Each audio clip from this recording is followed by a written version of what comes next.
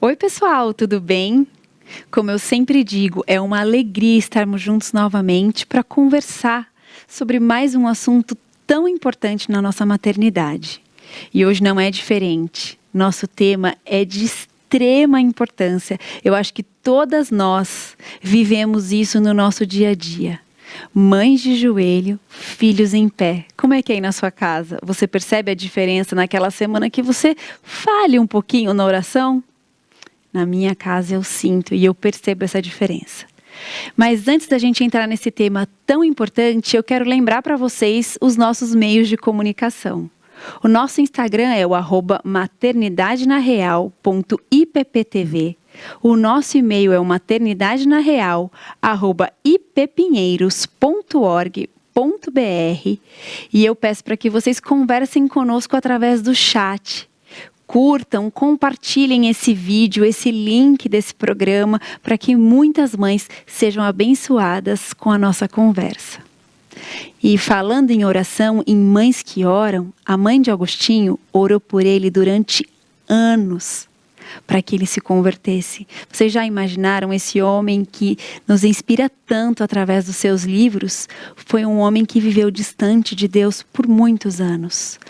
E vocês sabem que Ambrósio, que era um teólogo na época, ele disse para a mãe dele: é impossível que um filho de tantas lágrimas e de tanta oração se desvie e não esteja nos caminhos do Senhor. E isso é real. Quando a gente debruça aos pés do Senhor, desejando o melhor dos nossos filhos e pedindo para que Ele converta o coração dos nossos filhos, Ele responde às nossas orações. E para conversar um pouquinho sobre isso, eu quero chamar o depoimento de mãe, que está super especial com a Miriam. Pode rodar o quadro.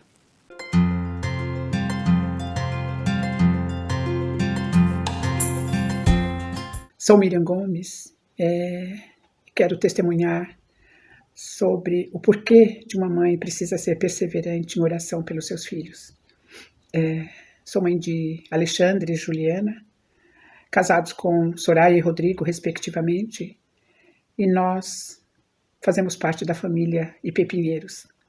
Alexandre, desde bebê, foi criado aos pés do Senhor, mas no início da sua mocidade, encantado com os prazeres desse mundo, decidiu não mais permanecer dentro dos limites de Deus, mas traçou seu próprio caminho tortuoso, caminho dissoluto, caminho de ciladas e de muitas armadilhas. Então, por muitos, mas muitos anos, ele andou os seus caminhos, sofreu nos seus caminhos, e claro, todos nós que o amávamos sofríamos também. E eu me lembro quantas orações, quantos gemidos, quantas noites de vigília conversando com o pai. Claro que eu sei que o amava muito mais do que eu e ansiava pela volta desse filho pródigo, imagino que todos os dias. E quase 20 anos depois, ele, Deus, decreta o basta e entra em cena. E no ano de 2017, permitiu que Alexandre passasse pelo Vale da Sombra e da Morte. Foram descobertos 2 aneurismas cerebrais que foram clipados no mês de julho desse mesmo ano. Mas as provas não pararam, elas foram se intensificando e se agravando, que foi necessário ele permanecer o segundo semestre todinho no hospital. Foram meses tão tensos, meses de muita angústia. Deus o queria de volta, mas precisava tratá-lo. Ele o queria curado e restaurado das marcas que o pecado havia deixado em sua alma. E em abril de 2018, Alexandre, tomando uma decisão diante do Pai, declara, diante desse grandioso Deus e da Igreja, a mais linda declaração: voltei, Pai, mas por favor me sustente com a tua mão e não me deixe nunca mais voltar aos caminhos traçados por mim. Então, mãe, o que eu quero dizer para você, nunca se culpe com a frase onde foi que eu errei, porque você não vai ter resposta, mas só vai trazer para o teu coração muita angústia. Eu penso que a maior influência que uma mãe pode exercer na vida dos filhos é por meio da oração. Então priorize e organize sua vida em favor deles. Não desista de orar, de clamar, de gemer, de chorar por seus filhos. Seja persistente, pois Deus está à procura dessas mães intercessoras que nunca deixam e nunca desistem dos seus filhos. Que Deus nos abençoe.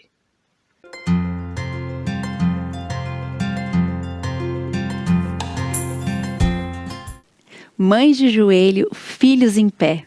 É isso mesmo. Que bênção ouvir seu testemunho, Miriam. E eu imagino que a Miriam tenha vivido isso com muitas mulheres na SAF, no projeto de oração de mães de oração, que é lindo demais e vocês precisam conhecer se ainda não conhecem. E hoje, para nossa conversa, estamos aqui eu, B, Débora e Vitor. Uma mãe e um filho, isso mesmo. Muito legal vai ser o nosso papo hoje. Débora, se apresenta pra gente.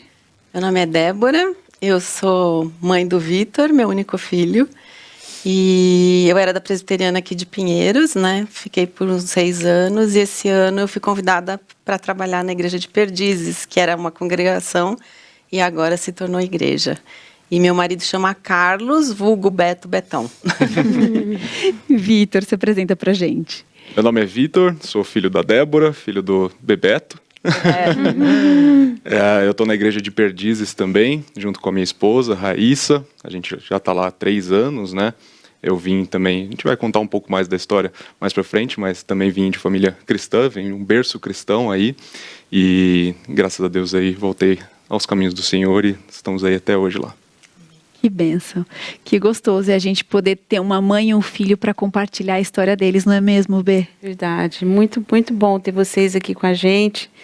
A Débora me inspira muito, a gente conversa muito sobre isso, me encoraja muito em oração também. E tem uma fala do apóstolo Paulo que eu acho que resume esse clamor nosso, né, Débora, de mãe? Ele fala lá em Efésios 3,14, fala, por essa causa eu me coloco de joelhos diante do Pai. E eu acho que não tem causa mais que nos coloque de joelhos diante do Pai do que essa causa da família, né, dos filhos. Quando Deus nos torna mães, Ele nos dá uma causa, uma grande causa para nos colocar de joelhos, né? E essa jornada de oração começa lá quando a gente sabe que está grávida, né? E eu acredito que a atitude mais... Eu quero que você me conte um pouco sobre isso, mas eu creio que como mãe cristã, a atitude mais corajosa e mais honesta que nós podemos ter é consagrar os nossos filhos, porque nós somos muito frágeis e nada como a maternidade para expor essas nossas fraquezas, né? Esse sentimento de que nós não sabemos nada, nós temos muitas perguntas, poucas respostas, né? Muitas questões, poucas soluções. Então eu queria que você contasse para a gente aí esse momento da consagração do Vitor, que eu tenho certeza que foi um filho muito bem-vindo e muito querido, né? Então esse momento aí da chegada dele, conta um pouco para nós. Bom, a chegada do Vitor foi bastante desejada, né? Demorou bastante também. Eu não podia engravidar, eu tinha vários problemas, né? E demorou 8 anos para o Vitor vir. E eu fiz vários tratamentos e perdi alguns no caminho, né? Uma gravidez. E aí, depois de 8 anos, veio o Vitor, grandão, 5,40 kg. E aí, ele chegou muito desejado, né? Muita gente orando por ele. E eu também nasci num lar que minha mãe era cristã, né? Meu pai não frequentava a igreja. Então, a gente, logo que ele nasceu, acho que uns 3 meses depois, nós consagramos ele na igreja que a gente frequentava. Ele foi consagrado, né? Porque era um presente de Deus que eu estava naquele momento entregando para o Senhor, né? Então, foi um momento muito especial e ele foi criado na igreja, né? Desde pequeno a gente levava, a gente frequentava, a gente trabalhava, ele cresceu vendo a gente trabalhando na igreja e em vários setores, com casais, com crianças, enfim. A gente fez questão de criá-lo na igreja desde pequeno, frequentando escola dominical, o culto. Então, foi nessa fase até a adolescência, né, que a gente foi criando ele dentro da igreja. Agora, Vitor, ele se lembra assim do momento em que você começou a perceber as expectativas dos seus pais em relação à sua fé e a sua vida, seu trabalho com o Senhor, né, servindo ao Senhor, e também até para ajudar a gente entender e criar uma empatia também com os jovens que lutam com essas crises. Em que momento, assim, como foi esse momento que você começou a questionar, a não fazer tanto sentido para você aquelas coisas que você estava aprendendo, né? Uhum. Eu acho que na minha vida aí, na minha trajetória como cristão, principalmente quando eu era criança, adolescente, eu sempre via os meus pais muito envolvidos na igreja, né? Meus pais, principalmente trabalhando com casais, sempre liderando ali os casais, enfim. Via também a liderança dos jovens também, era parte da minha família, e eu via como aquilo era importante para cada um deles, né? E ao mesmo tempo, eu, desde pequeno, né, desde criança, eu me sentia um pouco um estranho naquele lugar, né, no sentido de que eu não tinha um sentimento de pertencimento ali, né, ainda não tinha sido tocado por algo que me fizesse sentir ali que aquele era o meu lugar, né, que a igreja era o meu lugar, que uma vida com Deus era o meu lugar, né, e foi passando o tempo, óbvio que eu sentia também ao mesmo tempo, né, óbvio, aborrecente, né, a gente sente um pouco de pressão, né, por parte dos nossos pais. Acho que isso é normal, né, natural. Eu acho que esse é um trabalho dos pais, né, de instruir, de realmente aconselhar, de levar. E só que chegou um ponto que para mim realmente ali, quando eu já estava chegando nos meus 18 anos, ali perto dos 18, quando eu já estava entrando na faculdade, eu já começava a sentir ali que realmente não era para mim aquilo, não estava me fazendo bem. Eu estava muitas vezes me sentindo até um hipócrita, né? Porque eu ia para lá, mas a minha vida fora da igreja não tinha nada, não tinha nenhum tipo de reflexo, né, de uma vida saudável com Deus. E eu continuei até participando de encontros de jovens, acampamentos, muito porque eu me sentia bem naquele lugar, muito porque eu gostava das pessoas, mas chegou um ponto que realmente eu falei que não era mais correto para mim, né, continuar, né, pertencer àquele lugar. Eu não conseguia mais ter duas vidas, né, eu não conseguia mais lidar com essa pressão interna que eu tinha de estar no acampamento, de estar no encontro, de estar com jovens cristãos, e a minha vida fora estava tudo bagunçada, não tinha direção nenhuma, né? E foi aí que eu realmente me perdi na vida, né? Foi aí que eu me afundei no mundo, né? Então, enfim, muitas coisas aconteceram, eu me envolvi em relacionamentos tóxicos, tive problemas com bebida, não cheguei a ponto de alcoolismo, né, mas sempre ia em baladas, sempre ia em festas, e aquilo sempre tinha eu ia com uma expectativa, né, e sempre voltava frustrado, né, aquilo nunca me enchia também. Então, eu passei aí bons anos, né, nesse vai e vem. Muitas vezes eu até ia na igreja com os meus pais, né, a gente passou em outras igrejas também, meus pais, e eu algumas vezes ia com eles, tal, e eu via que aquilo tinha que ser importante para mim, né, porque a vida que eu tinha fora, na vida no mundo, não me preenchia. Aquilo lá não tinha não é satisfatório, né, eu voltava para casa totalmente vazio, né, e realmente eu precisava de algo que realmente me acrescentasse, né? Só que nessa tentativa por conta própria, né, a gente sempre vai falhar, né? Acho que quando a gente tenta se satisfazer por conta própria, por nossos próprios braços, né, nossa própria força, a gente sempre vai se frustrar e falhar, né? Então foi aí que enfim, a gente continuei nessa vida, né? Só que realmente quando o Espírito Santo vem, não tem o que fazer, né?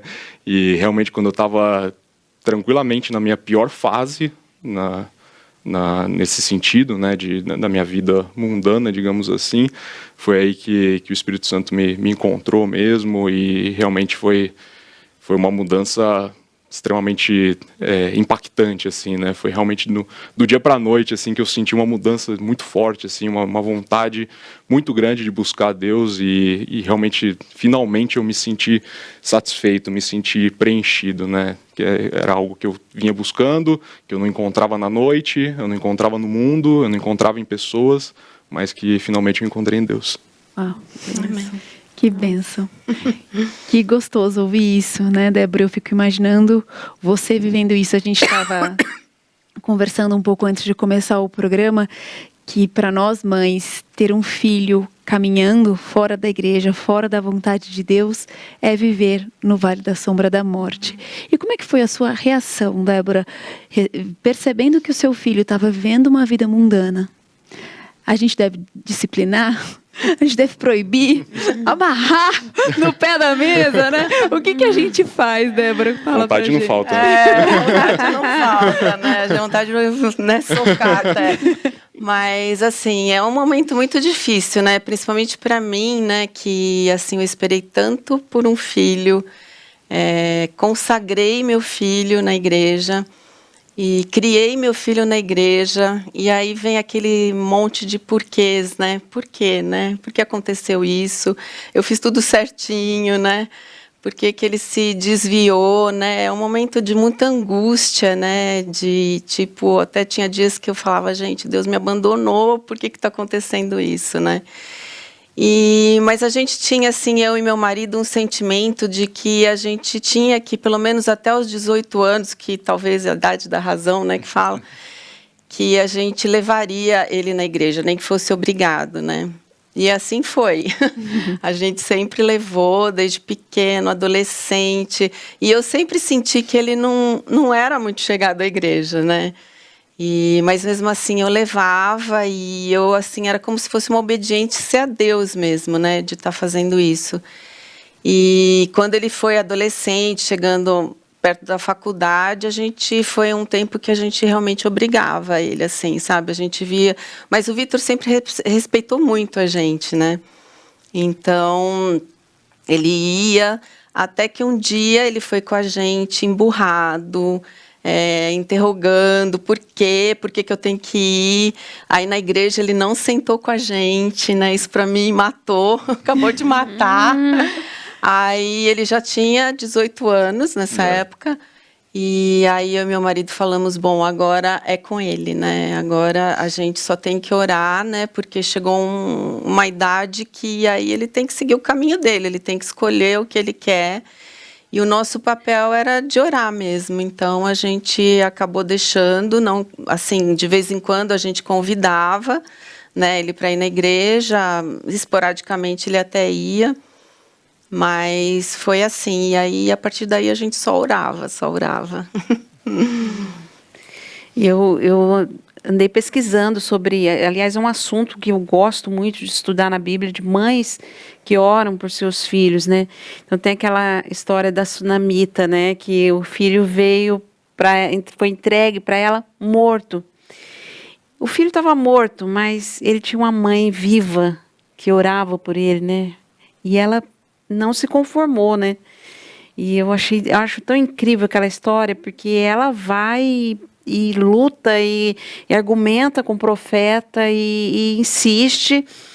E então ela tem o filho dela de volta vivo, né? Que é uma situação, a Bíblia fala, né, que sem Deus nós estamos mortos, né? Nossos delitos e pecados. Então, é muito maravilhoso, né? Um filho morto, a mãe viva clamando por ele, crendo na vida, né, que vai ressurgir, né, que vai ser colocada por Deus nele, né.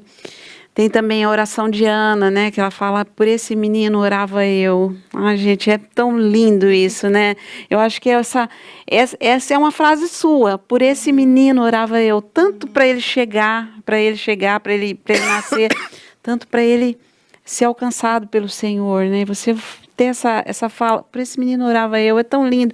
E Deus me deu, Deus atendeu a minha petição, né?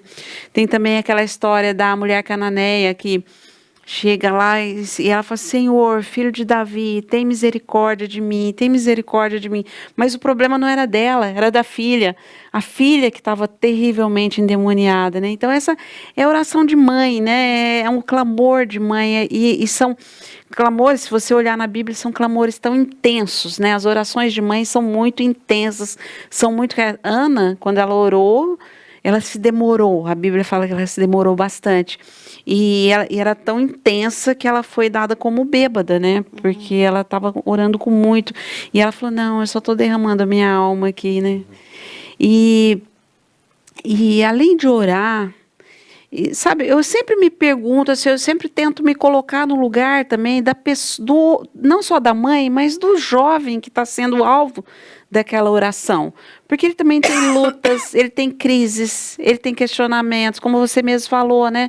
Ai, não me sentia bem naquele lugar, não era meu, mas também não me sentia bem lá fora. São crises, né, que os jovens passam. E eu queria ouvir de você, Vitor, assim, o que a mãe pode fazer para ajudar o filho nesse momento? O que ela pode falar? O que ela não deve falar? Quando ela deve parar? Quando ela deve se calar? Para que isso produza esperança na vida dele, conforto, enquanto ele está nessa transição. Eu acho que são... Quem sou eu para falar, né? O que os pais têm que fazer, né? Mas eu acho que, na minha perspectiva, né?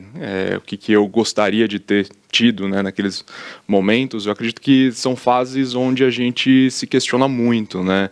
A gente passa por muitas coisas, a gente se questiona pessoalmente, profissionalmente, porque a gente já está chegando ali nos 18 anos, espiritualmente também, né? Porque eu vim de um berço cristão e para mim também era muito frustrante eu não estar ali naquele lugar e estar bem, né? Porque eu via muitas pessoas envolvidas, eu via os meus pais envolvidos, eu via minha família praticamente toda, era da nossa igreja antiga, e eu lá no meio me sentindo um peixe estranho ali. Então eu me questionava muito, né? Por que eu não sigo essa mesma linha, né? Por que eu não tenho o mesmo pensamento deles? Por que eu não tenho esse mesmo envolvimento, né? E então a gente se questionava muito, né? E muitas vezes, e eu não condeno os meus pais por isso, e acredito que é realmente algo muito difícil, né? Mas muitas vezes a gente precisa de alguém ali para conversar com a gente e ter pelo menos algumas respostas, né? Desse tipo de questionamento, né? Porque muitas vezes a gente se sente abandonado, porque muitas vezes a gente se sente triste em um certo lugar, porque, enfim, muitas vezes a gente se sente um estranho ali naquele meio, né? Então, eu acho que, além da oração, a oração é extremamente importante, né? Mas tem que ter realmente um aconselhamento, né? Uma orientação, enfim, mas sempre com muito amor, né? Acho que tudo que for fazer, né, para os filhos, com os filhos, tem que ser feito com muito amor, né? Isso minha mãe fez com muito amor, isso ela sempre me instruiu com muito amor, nunca foi dura, nunca foi rigorosa, nunca colocou uma arma na minha cabeça para ir na igreja. Então, tudo que eu precisava, né, eu tinha ali, né, de aconselhamentos, assim, mas muitas vezes eu me sentia reprimido de certa forma, né, até por essa pressão, né, não só dos meus pais, mas pressão da igreja em si. Eu me sentia reprimido, né, de questionar algumas coisas, de perguntar algumas coisas, e chega um momento que a gente passa até a ter raiva da igreja, né, a gente passa até a ter ódio dessa vida, né, espiritual, enfim, porque a gente muitas vezes, né, quem ainda não foi tocado pelo Espírito não entende, né, o que se passa no coração, né, de uma pessoa que está nesse processo de regeneração, de transformação. Então, eu acho que são esses dois passos, né, que eu vejo. Óbvio que ainda vou passar por essa fase de ser um pai, né, e acredito que eu vou sofrer muito também, né, mas eu acredito que são dois caminhos, né, o caminho da instrução, a Bíblia fala muito sobre isso, sobre a instrução dos filhos, e o caminho da oração, né, mas não da oração no sentido de que você vai ser o salvador do seu filho, né, no sentido de que você vai salvar, você vai levar ele para o céu, né, mas sim de que a gente tem um Deus, né? Deus é um pai que pode transformar a vida do nosso filho, é um pai muito melhor do que você, é um pai muito melhor do que eu tive, e que ele pode realmente regenerar o coração dos nossos filhos, e eu acho que isso é o mais importante, né? E eu acredito muito no poder da oração no sentido de conforto, de paz, né? De trazer sabedoria também, porque eu sentia também uma pressão também de ter sido um filho muito desejado e ser uma frustração, né, para os meus pais.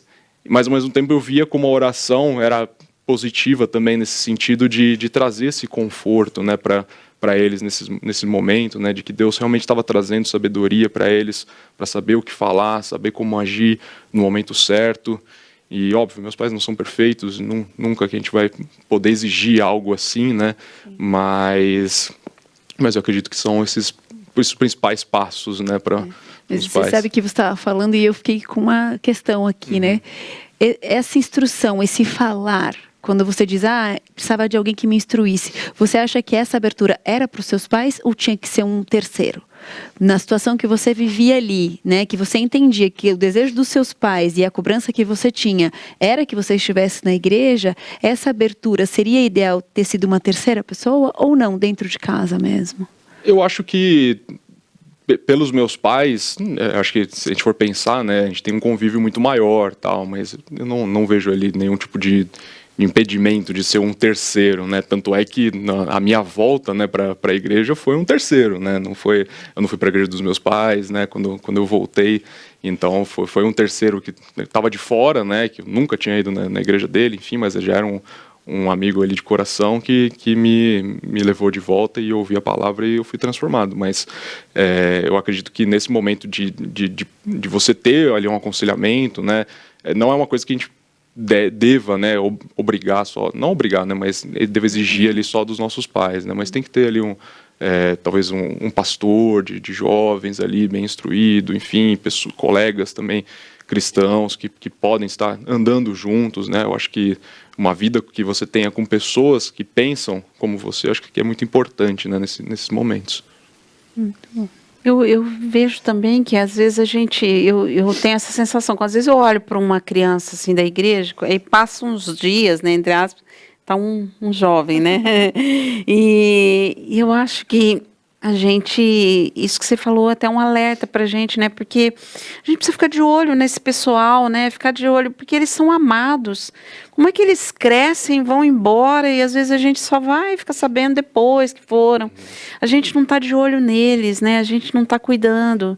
Então, não são só os pais, né? Nós somos uma família, né? Nós somos a família de Deus, né? Família da fé. Então a gente precisa ficar de olho nos nossos jovens, nas nossas crianças, se aproximar deles, porque depois também que cresceu, assim, era um menino, de repente eu vejo ele lá, um moço ou uma moça, não criamos nenhum vínculo.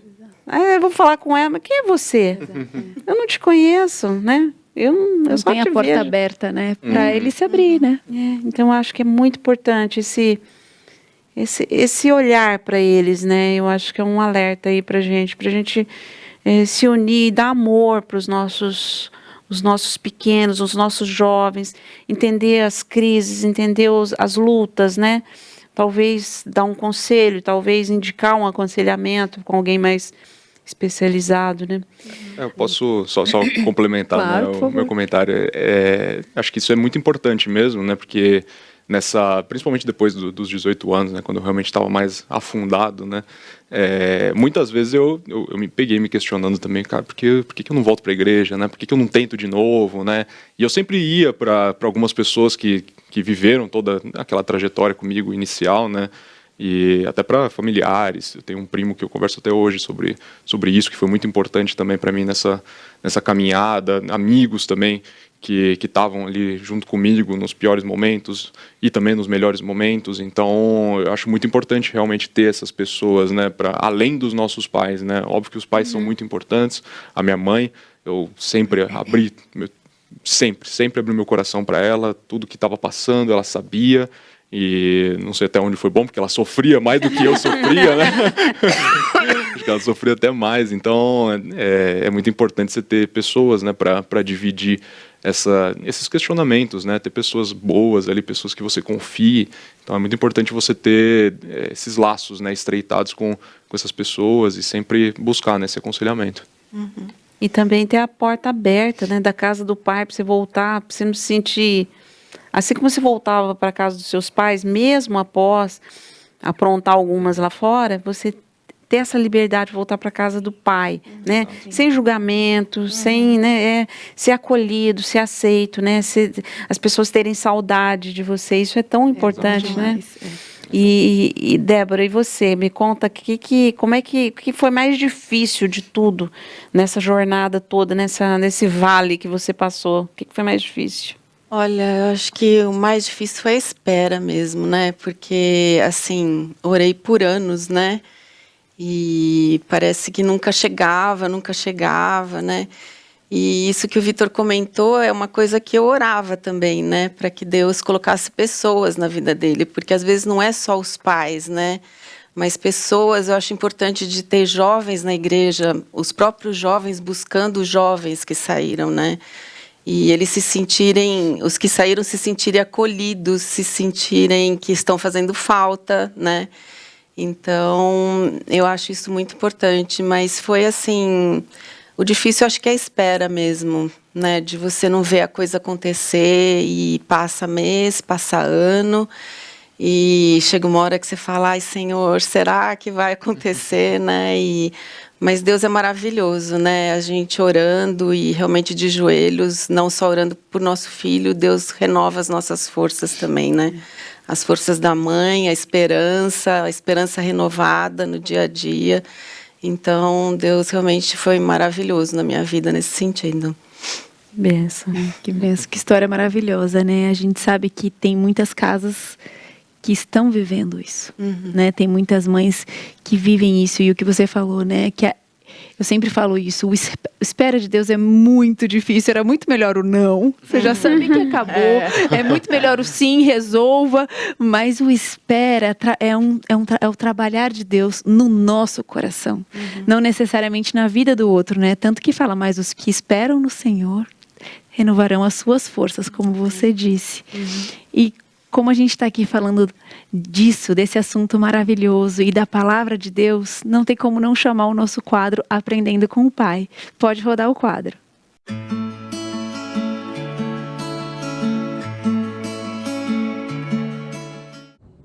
Oi, gente, tudo bem?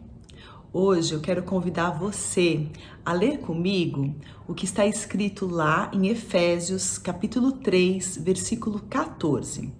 Diz o seguinte: por esta causa me ponho de joelhos diante do Pai. Aqui o apóstolo Paulo está se colocando de joelhos diante do Pai. Mas por que a gente se coloca de joelhos em oração?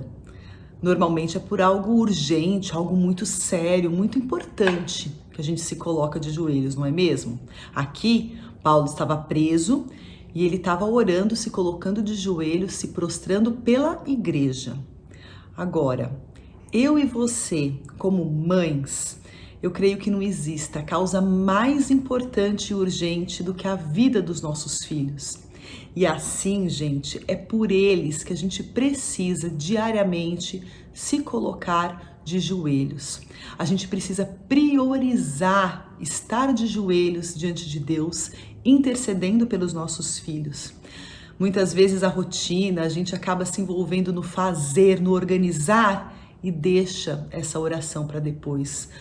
Ora rapidinho, não dedica um tempo ali de joelhos diante do Pai. A gente precisa resgatar essa prioridade. A gente precisa ser perseverante nessa prioridade. Às vezes a gente até começa 1, 2, 3 dias e depois a rotina, a avalanche de coisas para fazer nos sufoca e a gente não mantém essa perseverança de estar de joelhos pelos nossos filhos. E a gente sabe que o motivo para a gente estar de joelho é pela vida dos nossos filhos, pela salvação, pela consagração dos nossos filhos. A gente precisa sustentar os nossos filhos em oração, para eles se manterem firmes no caminho de Deus. A gente precisa amparar como mães, através da oração, os nossos filhos. Que a gente consiga diariamente seguir esse exemplo de Paulo, de estar de joelhos, orando, clamando, intercedendo pela vida dos nossos filhos. As forças do mundo, os valores, os princípios tão contrários à palavra de Deus vêm muitas vezes sufocando, envolvendo os nossos filhos. E eles precisam do agir do Espírito Santo de Deus em suas vidas. E a gente precisa interceder diariamente por eles.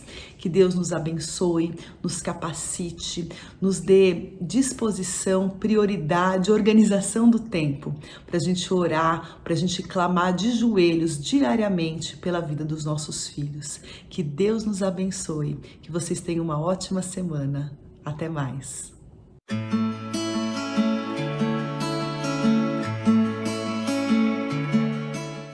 Obrigada, Raquel. Que bênção. É sempre enriquecedor ouvir o que você traz para a gente, e especialmente nesse assunto. E a gente está aqui falando e eu fiquei lembrando da Elza. A Elza uma vez contou uma história aqui da Rafa, que ela viveu um momento muito difícil com a Rafa e ela pegou e falou assim, olha, escolhe alguém. Escolhe algum casal da igreja, alguma família que a gente possa conversar sobre esse assunto, porque eu não estou conseguindo te ajudar. Né? E é tão lindo isso, é tão lindo quando a gente consegue entender a nossa limitação e reconhecer a nossa família da fé. Né?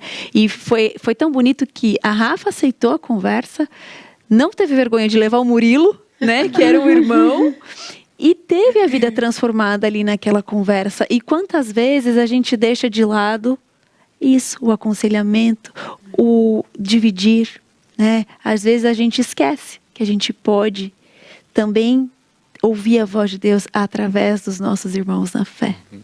Verdade. Não é mesmo, Bê? Com certeza.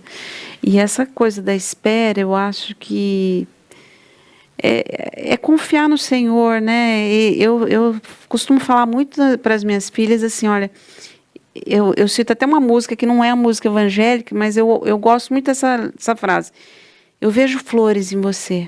Eu vejo o Senhor trabalhando na sua vida. Eu vejo isso. Não adianta pessoas falarem que não vai acontecer, mas eu vejo Deus trabalhando. E trabalhando, eu tenho uma lista também de adolescentes e jovens que eu oro por eles com frequência, mando mensagens para eles, né? Tento resgatar alguns que também acontece essa situação que eu falei para vocês, que muitas vezes o tempo voa e você, de repente, poxa vida, cadê essa pessoa, né? E você se lembra. Então, eu trabalho nessa questão do resgate, né? E eu creio que Deus, quando Deus fizer essa obra, completar essa obra maravilhosa, o mais legal é que vai ficar muito claro para mim que não fui eu que fiz. E toda a honra, toda a glória é do Senhor. Então, eu acho que a mãe que espera, ela tem um bônus. Ela tem um bônus, é uma coisa a mais, um plus. Porque ela vislumbra essa coisa, né? Deus se fala muito claro para a mãe que espera. Olha o que eu fiz por você, né? Olha o que eu faço. Quando você pensa que as suas forças já esgotaram todos, seus recursos, aí você fala para o Vitor, não precisa mais, você está liberado, não precisa mais vir à igreja. Aí Deus fala assim, agora deixa comigo, eu vou te mostrar o que eu posso fazer na vida dele, né? Muito mais, infinitamente mais do que você pediu ou pensou, né? Então eu acho muito lindo, a espera, ela tem também essa conotação, né? De você esperar porque Deus está caprichando, né? É difícil, né? Porque não está no nosso controle aquilo que a gente sempre fala. Mas, Vitor, eu tô aqui ansiosa para saber o momento da conversão mesmo. Conta pra gente como é que foi essa história, esse amigo que participou. Minha história foi bastante curiosa, né? Porque, que nem eu disse no começo, eu tava no auge ali, no mau sentido, né? Eu tava ali no ápice ali da minha vida, ali longe de Deus, né? Afastado de Deus. Negativamente falando, a minha vida realmente estava despedaçada. Não tinha rumo nenhum, em nenhuma área da minha vida eu estava bem resolvido, né? E eu tava ali tentando me preencher os vazios ali do meu coração com o que o mundo me oferecia, né? O que as minhas amizades ofereciam, enfim, e eu estava ali vivendo ali um período muito, muito difícil, né? Um período realmente nas trevas, né?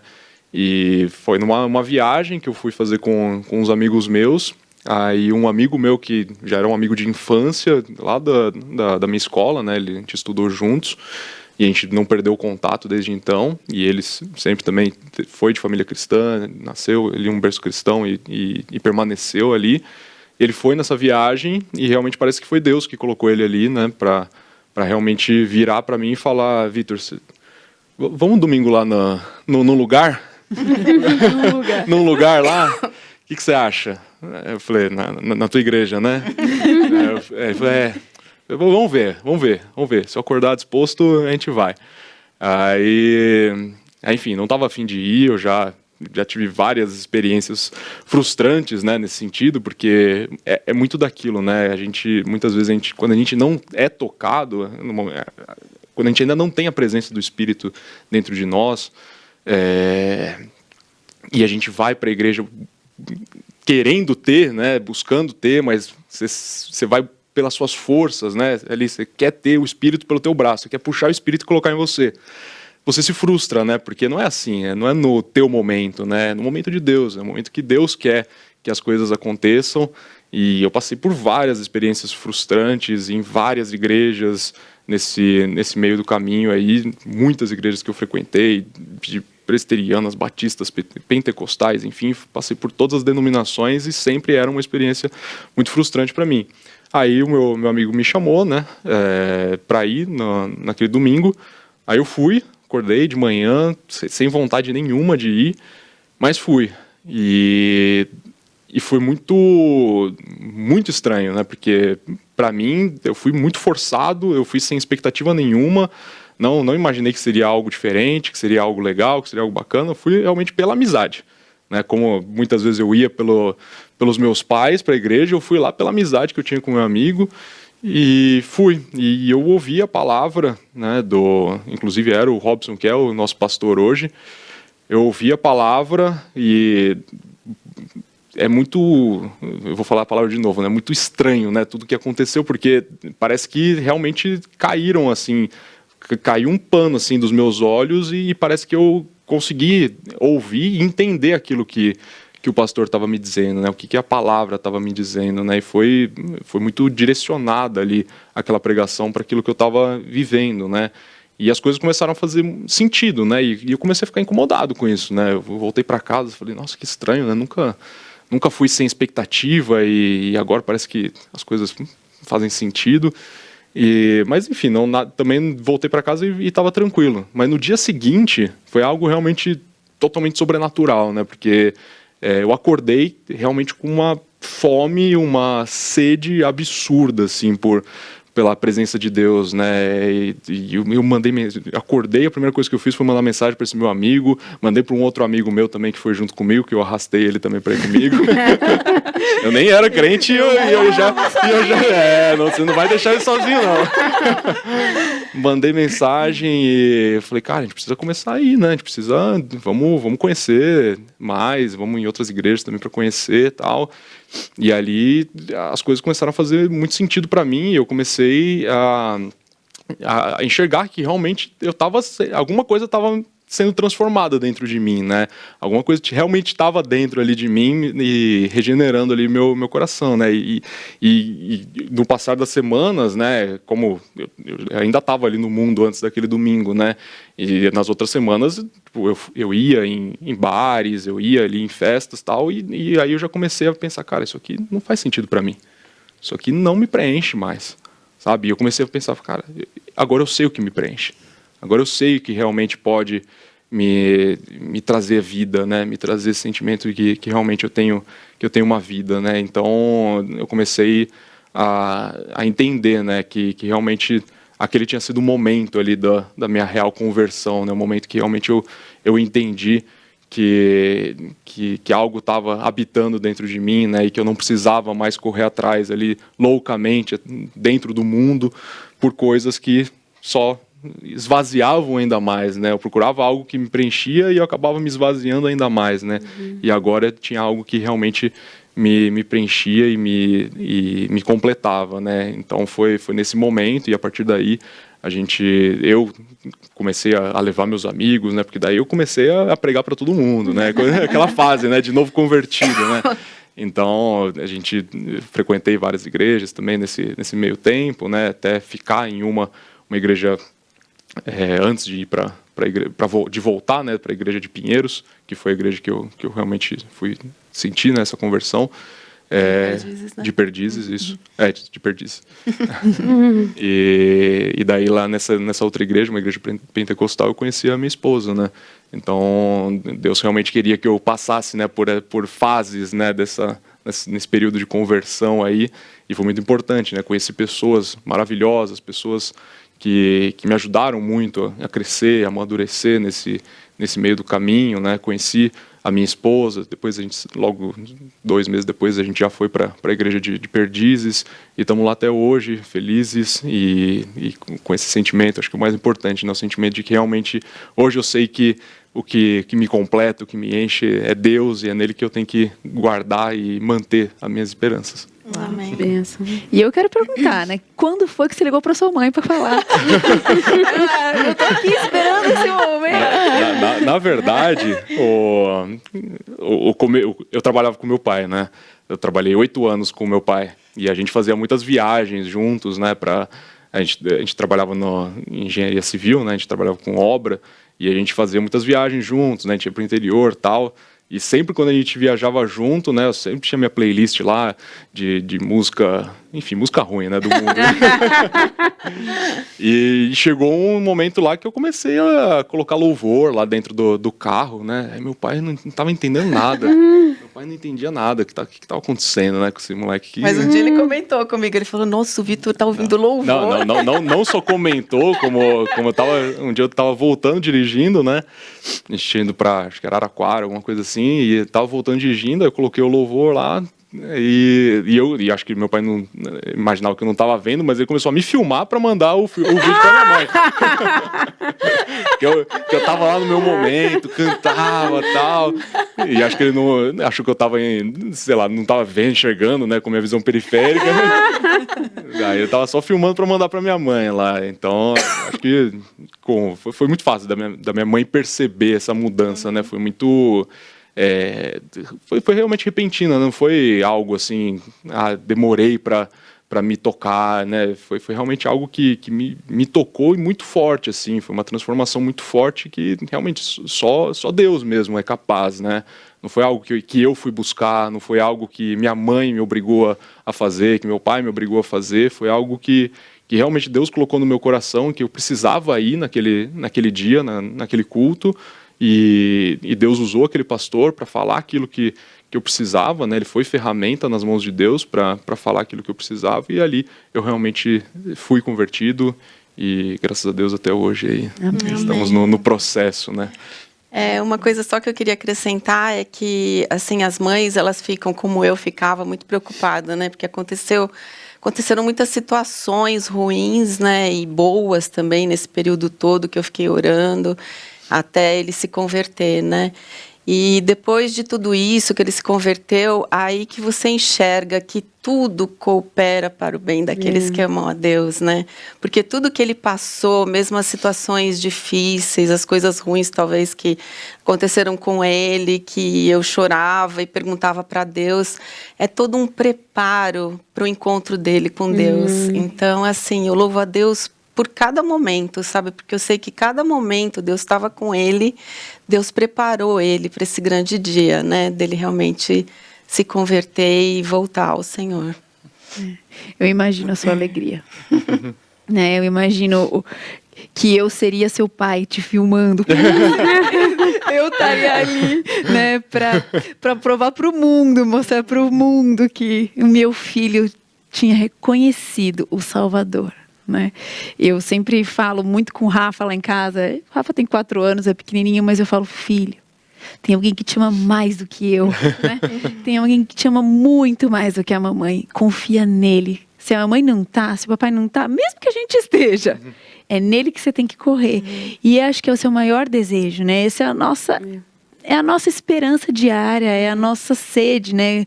Quando você realmente tem uma vida voltada para Cristo, a gente quer que o mundo conheça Cristo. A gente quer que todas as pessoas olhem para Ele, reconheçam. Essa era a sua sede, né? Eu acabei de saber que isso é real. Eu vivi 18 anos escutando uma coisa que não fazia nenhum sentido, e hoje faz. Eu quero contar para o mundo, eu quero gritar para o mundo. E sabe o que eu acho lindo também dessa história toda de que vocês me contaram pra gente aqui? É que vocês não romperam o vínculo. Né? Ele estava lá nessa crise, mas o vínculo foi mantido. Tem pais que perdem essa oportunidade. Eles jogam o filho fora porque o filho está em crise. Exatamente. Então vocês mantiveram esse vínculo E só esperaram o dia do retorno dele, mas ele nunca deixou de ser filho, nunca deixou de ser amado, nunca deixou de ser aceito, trabalhava com o pai, né? Então, isso é muito lindo, é um ensinamento muito precioso para a gente. Não é só o orar, né? Mas você amar o seu filho do jeito que ele é, né? Na situação que ele está. E demonstrar isso também para ele, né? Que você ama, que você está do lado, não importa a situação dele, o que está acontecendo. Então, eu acho isso importante também para a vida deles. Demais. E se você deixa uma palavra, a gente está chegando ao fim, Débora, deixa uma palavra para essas mães que estão vivendo essa luta, essa espera, uma palavra de esperança para elas. Pode chorar? Fica à vontade. Eu digo assim que eu ganhei 2 presentes, né? Quando meu filho nasceu e depois quando ele voltou ao Senhor. E eu hoje falo para as mães, não desistam dos seus filhos. Eu sei que vocês já ouviram essa frase em vários lugares, né? Mas não desistam deles. Eu creio que Deus não nega a oração de uma mãe que ora diariamente pelo seu filho de joelhos. E Deus ouve a nossa oração e é no tempo dele, né? Eu pelo menos sonhei como é que seria, né, a conversão dele. Era até na minha imaginação era na igreja de Pinheiros, né? E como seria, o dia que seria, né? Mas é o Senhor, é no tempo de Deus, é como Deus quer, é como Deus preparou. Então não desista do seu filho. E ame ele, demonstre, beije, abrace, esteja do lado dele, converse com ele. E realmente o Senhor vai ouvir a sua oração. Tenha esperança, tenha fé e continue orando. Que lindo. E você, Vitor, deixa uma palavra final para a gente. Eu acho que é muito isso que minha mãe falou, né? Eu acho que se a gente não deixou, né, nossos laços aí se romperem, né, foi muito por conta do amor que minha mãe tinha por mim, né? Então, todas as vezes que eu precisava de um aconselhamento, todas as vezes que ela precisava até puxar minha orelha, sempre foi com muito amor, né? Eu sempre senti esse amor muito grande dos meus pais, né? Então, eu acho que isso é realmente fundamental, porque não dá para saber quando que uma pessoa ela vai ter esse encontro que eu tive com Deus, né? Mas realmente não desistir, né, disso, não desistir de que isso pode acontecer, independente do momento que isso vai acontecer, mas isso pode acontecer com os filhos, né? E sempre ter muito amor. E também um conselho para os filhos, né? Amem seus pais e respeitem eles, obedeçam a eles, honrem os seus pais, independente do que eles forem falar, da maneira como eles forem falar, porque com certeza é porque eles te amam, né, que eles te aconselham, que eles te corrigem, e com certeza se eles estão te ensinando algo que te leve mais próximo a Deus, é porque realmente eles querem o teu melhor, porque não existe uma vida boa, não existe uma vida agradável se a gente não tem Deus. Então eles sabem muito bem o que eles estão fazendo e a importância disso na sua vida. Então é isso que eu tenho para falar. Amém. Que bênção. Que testemunho mais lindo. E antes da gente ir embora, eu quero chamar o nosso quadro Alô Vovó. Pode rodar o quadro.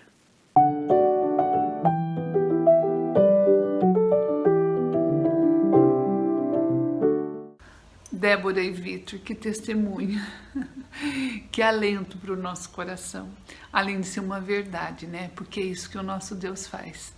Eu imagino que cada um de vocês passou, né? De maneira pessoal e também quando estavam ali juntos. Eu também queria contar para vocês que eu vivi durante 30 anos a mesma coisa que vocês viveram, só que de maneira inversa. É o relacionamento de uma filha que conheceu o Evangelho, querer que a própria mãe também conheça. Minha mãe tinha 62 anos quando eu conheci o Evangelho e eu sempre fui contando para ela tudo o que eu fazia na igreja, a maneira que eu trabalhava, eu ia lá e contava, e ela sempre se interessou, comecei a pedir para que ela orasse por mim, e sempre falando com ela sobre o Evangelho. Aos poucos a gente foi tendo umas conversas mais íntimas, ela me ligava e pedia explicação de alguma coisa, ou quando eu contava alguma coisa para ela, eu via que ela já me respondia com sabedoria. Mas a vida foi passando e eu preocupada com o tempo, né? A gente esquece que o Senhor que criou o tempo, que o Senhor é que dá o tempo, o Senhor que redime o tempo. Mas aí, quando a minha mãe tinha 72 e depois 74 anos, meu pai faleceu e depois o meu irmão caçula faleceu também. E eu ficava pensando, Senhor, agora vai ser mais difícil, né? Eu conversar, eu explicando que ela entenda o Evangelho. Depois, quando a minha mãe teve 80 anos, ela fez 80 anos, ela teve um problema cardíaco gravíssimo. A gente quase a perdeu. E eu pensava, Senhor... E aí, depois disso veio a pandemia, né, gente? Uma pessoa de idade ficou 2 anos e pouco aí, totalmente isolada, a gente conversava pelo telefone, ou só quando ia no portão da casa dela, não tinha mais proximidade física. E um dia desses ela me ligou e falou assim, eu entendi o Evangelho, eu creio que é só Jesus que pode me salvar e eu quero me batizar e fazer a minha profissão de fé aí na igreja de Pinheiros.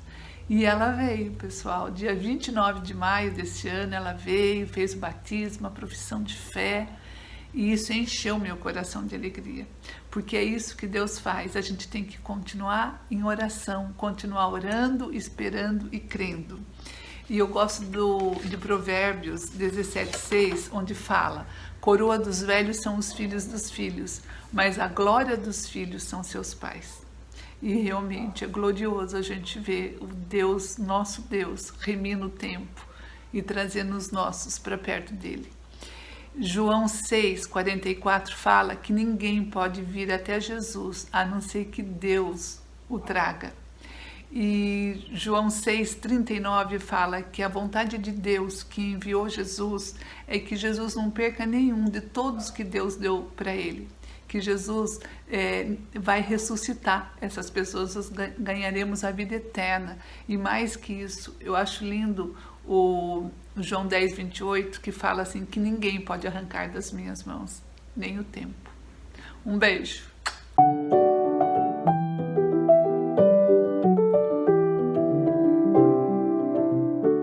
Obrigada, Elza. Hoje com uma vovó diferente, mas muito especial.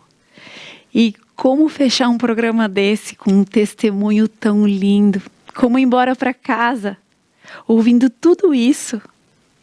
Sendo que eu tenho um pequenininho lá em casa, eu sei que a B tem as meninas dela na casa dela, e a gente está aqui nessa ânsia, nessa esperança dos nossos filhos aos pés do Senhor. Tem uma música que fala assim, eu não vou conseguir lembrar... Confiar, entregar-me a ti, descansar, crer no teu agir. Tua palavra jamais falhará. Tu és fiel e sempre será.